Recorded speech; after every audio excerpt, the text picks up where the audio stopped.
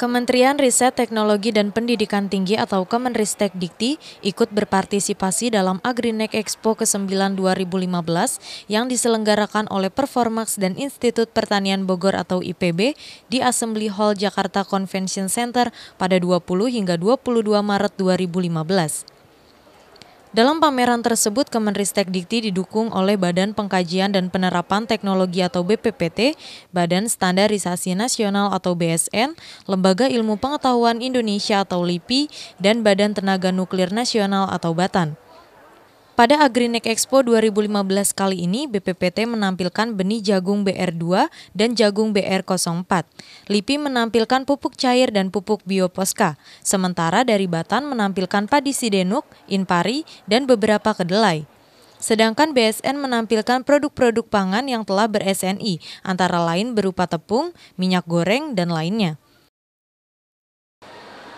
Kali ini di Agrinek Expo yang ke-9, Kementerian Riset, Teknologi, dan Dikti menampilkan sebuah pavilion dengan didukung oleh Batan, LIPI, BSN, dan BPPT. Dari BPPT menampilkan benih jagung BR2 dan 04, sementara dari LIPI menampilkan pupuk cair dan pupuk bioposka yang dari kompos. Sementara dari Batan menampilkan padi, sidenuk, inpari, mugibat, dan beberapa kedelai, mutiara, raja basa, dan satu lagi mutiara 2 untuk kedelai hitam. BSN menampilkan beberapa produk yang sudah ber-SNI, antara lain tepung dan minyak goreng. Gitu. Kalau dilihat secara lengkap bahwa kali ini Kementerian Riset dan Teknologi menampilkan juga tanaman hidup yang kita lihat seperti sidenuk yang seperti kita lihat di sini, ada padi gogo dari LIPI juga ya. Gitu. Sementara juga beberapa benih ditampilkan di sini, ada gogo 1, gogo 2 dan beberapa pupuk, gitu aja. Ya, jelas bahwa kita akan bisa berdaulat pangan kalau hasil-hasil pertanian yang selama ini dihasilkan dengan teknologi yang sederhana bisa ditingkatkan lagi hasilnya dengan teknologi atau inovasi dari Kementerian Ristek terutama yang mensupport.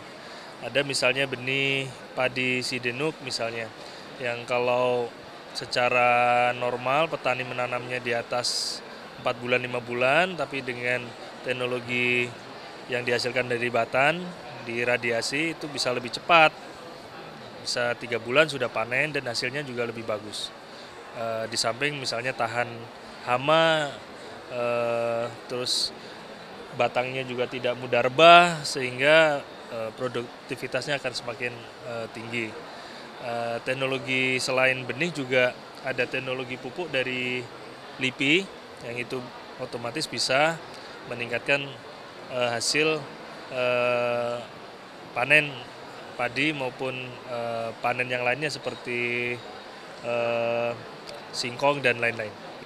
Ya, dengan Agrinek Expo ini diharapkan pelaku industri seperti UKM itu bisa bermitra dengan pelaku bisnis yang lain, terutama yang bisa mendukung produktivitas mereka gitu. Misalnya dari segi kemasan, dari segi bahan dasar, bahan baku itu bisa bekerja sama, dan paling bagus lagi kalau mereka itu bisa menggunakan teknologi yang sudah ditemukan oleh para peneliti kita di Kementerian Riset dan Teknologi.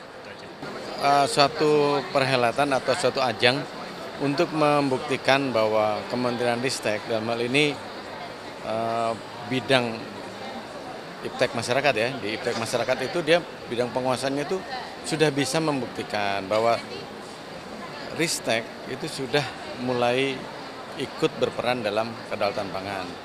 Makanya ikut berperan di Humas, ikut berperan di Agrinek. Nah, jadi wadah ini memang harus selalu diikuti karena kapan lagi kita untuk promosi hasil-hasil litbangnya yang sudah dihasilkan oleh peneliti-peneliti di bawah Ristek kan. Dalam hal ini mungkin Batan, BPPT, LIPI, atau mungkin dari BSN atau dari yang lainnya. Tapi yang pasti memang kita harus mulai berani mengembangkan apa yang menjadi nawacitanya Presiden, yaitu kedaulatan pangan. Ya.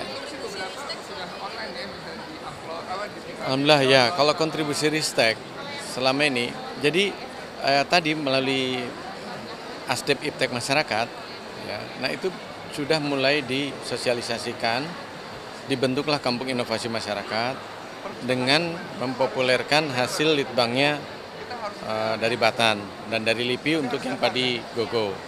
Nah itu maksudnya supaya di kemudian hari kita juga ikut turut berperan bahwa apa yang sudah dihasilkan peneliti itu sudah bisa dimanfaatkan dan bisa menghasilkan produktivitas tinggi.